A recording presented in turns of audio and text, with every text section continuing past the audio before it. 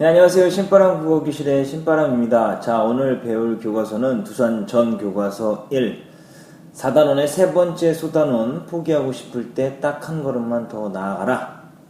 논설문이고요. 우리 교재 174쪽 가문단부터 시작하도록 하겠습니다. 오늘도 열심히 공부해 주시길 부탁드리면서 수업 시작하도록 하겠습니다. 청소년기는 아동이 신체적, 정신적, 사회적으로 성인이 되어가는 중간 시기이다.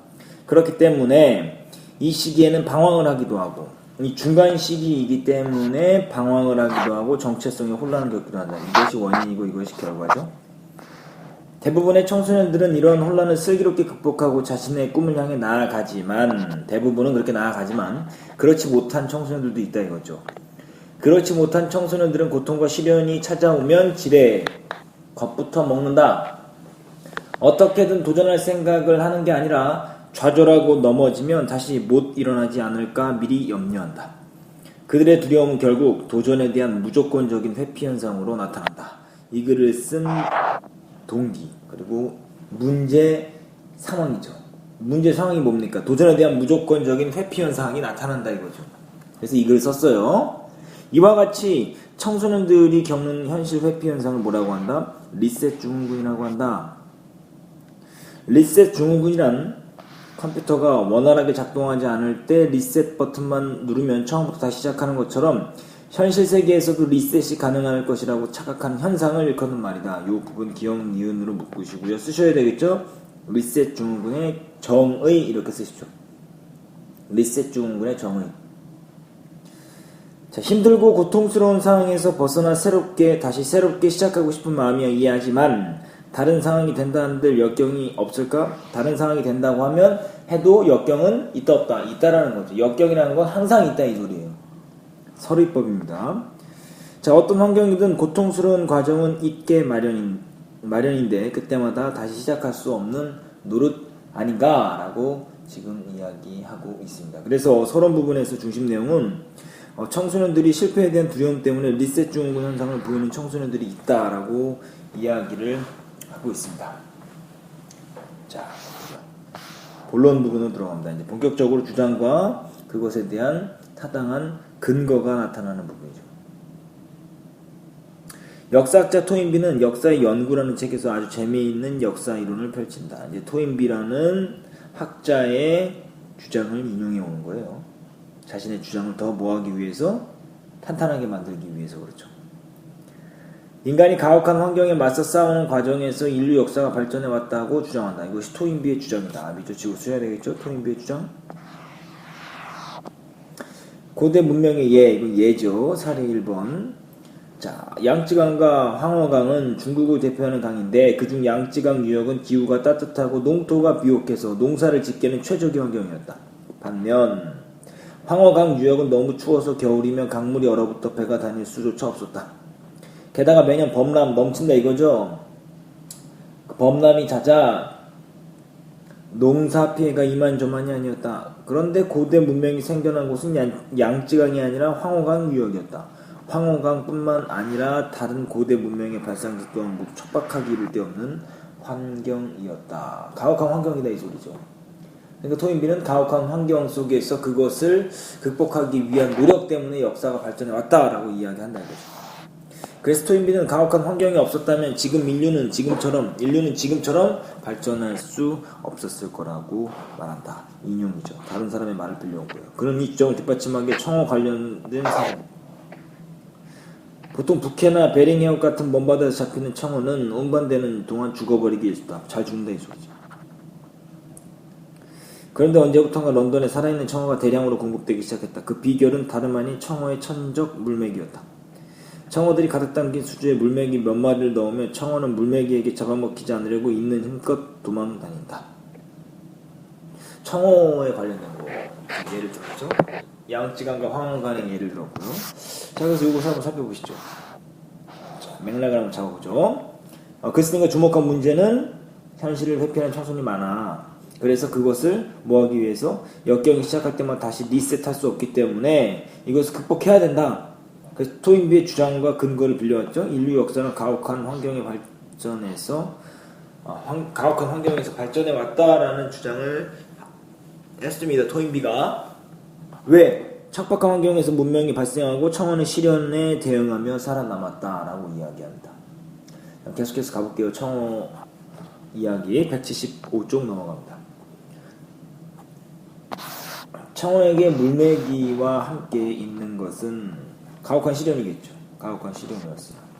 그에 맞서 필사적으로 대응하다 보니 오히려 죽지 않고 살아남을 수 있었던 것이다. 우리는 삶의 시련이나 고통이 찾아오면 부정적으로만 생각한다.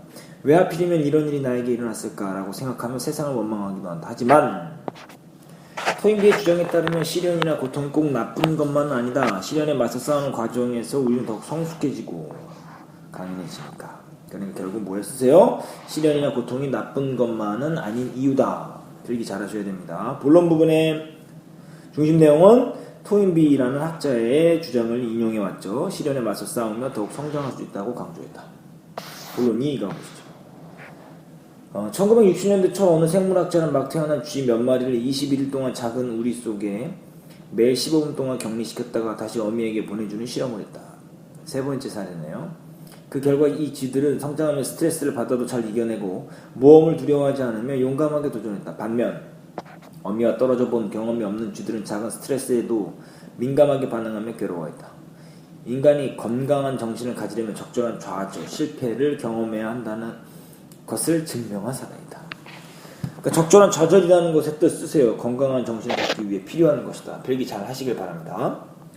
그렇다면 청소년기에 적절한 좌절을 경험해 보지 않을 경우 어떤 문제가 생길 수 있을까 물어봤죠. 당신이 힘들고 고통스러운 상황을 겪지 않는다고 좋아할지 모르나 어른이 되었을 때 오히려 더 큰 위기에 봉착할 수 있다. 왜요? 좌절을 극복하는 법을 배우지 못했기 때문이다. 이거죠. 이것에 대한 대답이죠. 20, 30대가 되어 그 나이에 겪어야 할 고통에 사춘기 고통까지 함께 겪게 될 수 있기 때문이다. 그렇기 때문에 건강한 정신을 위해서는 청소년기에 적절한 좌절을 경험하는 것이 필요하다. 자, 이와 관련해서 그래도 계속 가라는 책 늙은매라고 불리는 할아버지는 손자인 제로미에게 다음과 같이 말한다. 176쪽입니다. 넘어가기 전에 한번 정리를 해야 되겠네요. 죄송합니다. 175쪽을 다시 오셔서요. 이 부분 한번 보실까요? 시련과 고통의 의의는 뭐냐? 이것이 우리에게 주는 좋은 점이 뭐냐? 맞서 싸우는 과정에서 성숙해지고 강인해진다라는 거죠. 더욱 우리를 성숙하게 만든다. 청소년기에 적절한 좌절을 경험해야 할 필요성은 무엇이냐? 청소년기에 적절한 좌절을 경험하게 되면 건강한 정신을 가질 수 있고 성인이 되어서도 큰 위기가 닥쳤을 때 극복할 수 있게 만들어 준다라는 것입니다. 그것을 겪지 못했을 때 성인이 되면 더 큰 위기에 봉착할 수 있다라고 이야기하는 것이죠. 자, 이제 다음 쪽으로 넘어가시죠. 176쪽입니다.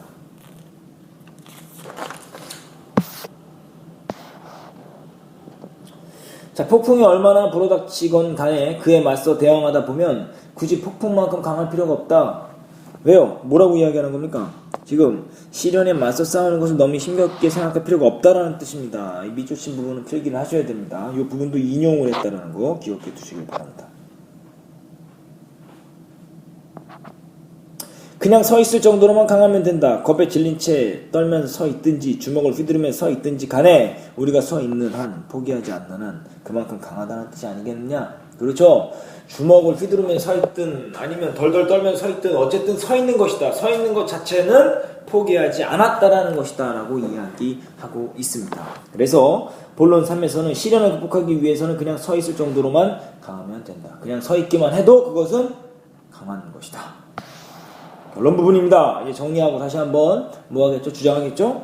어떤 사람들은 잘하지 못할 바에 처음부터 도전하지 않는 게 낫다고 말한다. 중간에 그만두면 괜히 시간 낭비만 하는 셈이라고 주장하면서 말했다. 이것은 도전을 회피하는 자세, 소극적인 자세죠. 그러나 그러니까 이것을 어떻게 보는 거예요? 마이너스로 보는 거예요. 글쎄요. 그것은 도전을 두려워 포기하는 자의 변명에 불과하다. 늙은 매의 말처럼 폭풍이 불어닥쳤을 때는 서 있을 정도로만 강해도 된다. 그러니까 폭풍만큼 강할 필요는 없다 이 소리죠. 이렇게 생각한다면 할 수 없다고만 말할 게 아니라 뭐든 해볼 수 있지 않을까? 포기하고 싶은 마음이 들 때는 더도 말고 딱 한 발자국만 앞으로 더 나아가 보라. 이 부분이 바로 뭡니까? 이걸 주장입니다. 시련을 이겨내고 더 단단해진 나를 상상하면서 말이다 라고 이야기하면서 시련이 닥쳤을 때 포기하지 말고 딱 한 걸음만 앞으로 나아가기를 바란다 라고 이야기하고 있습니다. 이 제목의 의미, 글쓴이는 요거 보시죠. 글쓴이는 닥쳐오는 시련이 폭풍 속에 엄청나 보이더라도 참고 견디면 결국 지나가므로 포기하지 말고 시련을 이기기 위해 조금만 더 노력해보라고 당부하고 있다 라고 이야기합니다. 제목이 의미하는 바 요겁니다. 잘 기억해 두십시오. 자, 늙은 매 할아버지의 말, 폭풍에 맞설 때에는 쓰러지지 않고 서 있을 만큼만 뭐하면 된다? 강하면 된다 라고 이야기합니다. 쓰러지지 않고 서 있기만 하면 된다 이 소리죠. 글쓴이의 주장과 결론. 적절한 좌절을 경험하고 건강한 정신을 가져라. 폭풍에 맞서려면 서 있을 정도로만 강해라.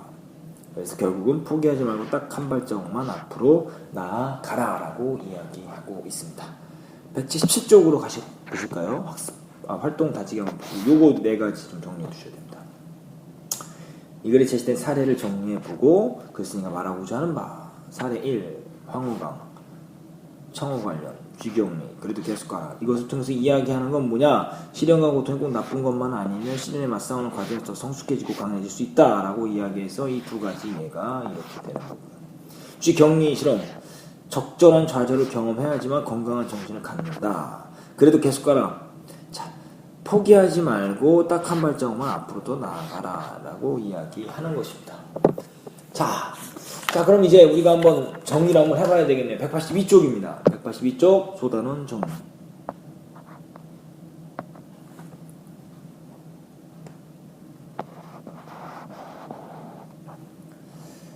자, 논설문이면 설득적이고 논리적이죠?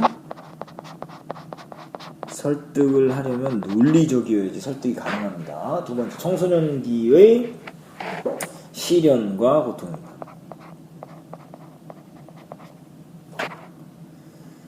자, 밑에도 다양한 사례를 제시해서 의견을 뒷받침하고 있고 시련과 고통을 무조건 회피하려는 청소년들을 비판하며 바람직한 방향을 제시하고 있다. 그래서 서론 부분에서는 시련과 고통이 두려워 현실을 회피하는 그 리셋 증후군을 겪는 청소년들이 있다라고 이야기했고요. 토인비는 시련과 고통이 꼭 나쁜 것만은 아니다. 황홀감과 청어 이야기했죠. 그리고 건강한 정신을 갖기 위해서는 적절한 좌절이 필요하다.